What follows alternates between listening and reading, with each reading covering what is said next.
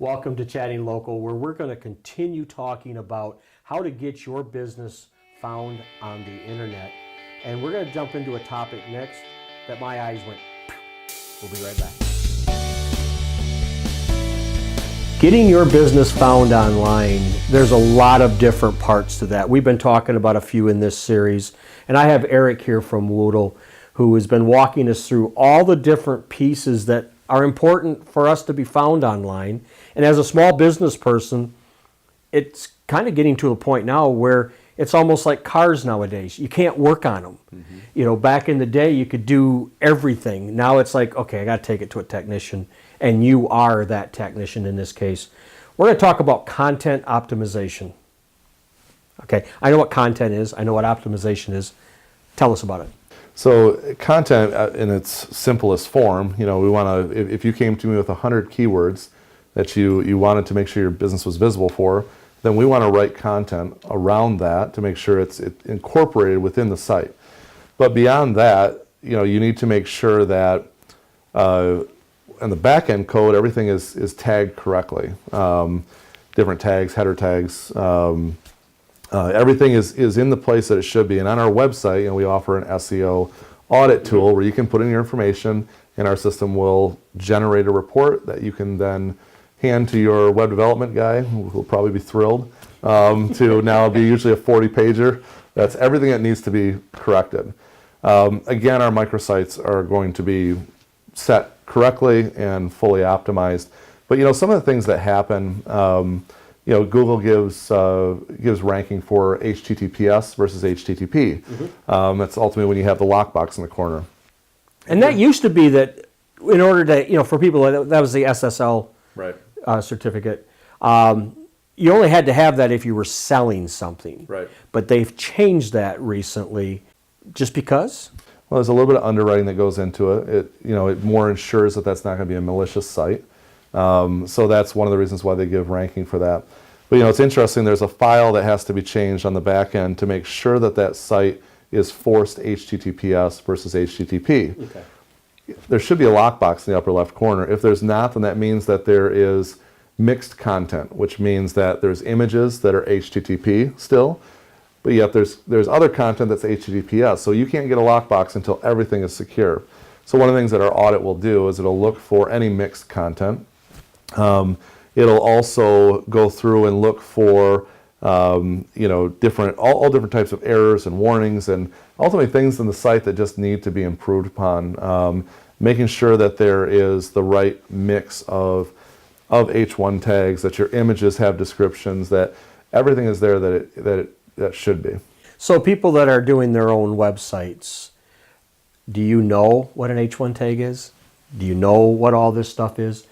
If you're doing your own, you better learn it because it's hurting you when it comes to ranking. Mm-hmm. Unless everybody that you're walking into, it's on your business card, and they look at it and they type up your name by the business name. Mm-hmm. But if you're trying to be found in an area, chances are that might be something that is hurting them because they don't have it done correctly. Yeah.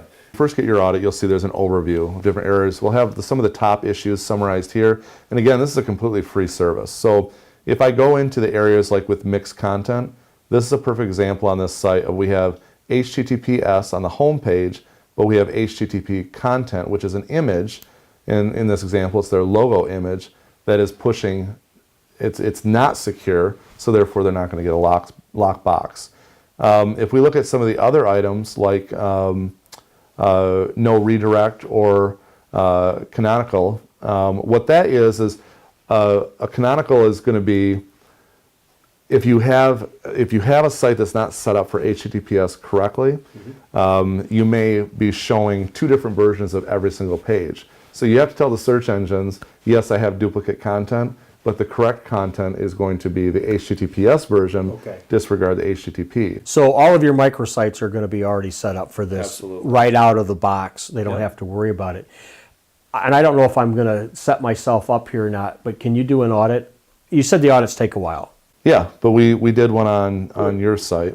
And I'm really curious about the HTTPS part of mine. Do I have mixed content?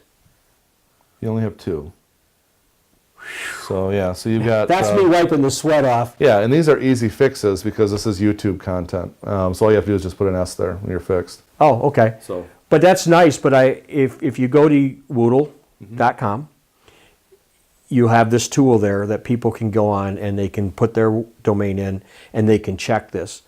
Everybody that you're dealing with has their own website, and now you're making this microsite, which becomes more of a wrapper that brings people in. And then you talked about how from there it can link back to the person's website because they might have hundreds of pages on there. When you're doing that with the content, what should a person know? What's some things that you're going to ask as you start into this microsite? Walk us through those intro steps. yeah, so our onboarding process, it's where the most heavy lifting happens. It takes us about a week to onboard an account. And so we'll work with you to develop unique content. If the microsite is actually going to be in addition to your primary site, it's easier if it's just going to become your primary site, Right. and we don't have to worry about that. But the process will be to identify your products, identify your value proposition, and then our designers will start working the process to build value from top to bottom. There's this whole thing referred to as UX, which is the user experience. Okay. It's making sure the eyes are moving down the page in the right way, and we get them all the way down, and then ultimately creates a call to action. So we have experts on staff that know exactly how to do this. They know through a lot of A/B testing. We also utilize services like Kissmetrics, which is going to tell us where do people bail. If are they bailing halfway down the page. And so through a lot of A/B testing, a lot of experience with this, we know how to get it right, make sure that when the traffic starts coming in, that ultimately leads are going to be generated. Wow. I just moved right into the next topic, I guess. Well, the next topic that we're going to talk about is conversions into the next episode, because we just talked about all the things you should be doing. Now it's going to start getting into the part where we want to convert somebody from watching, reading, seeing stuff on your site into a customer. And we'll talk about that next in the next episode of Chatting Local.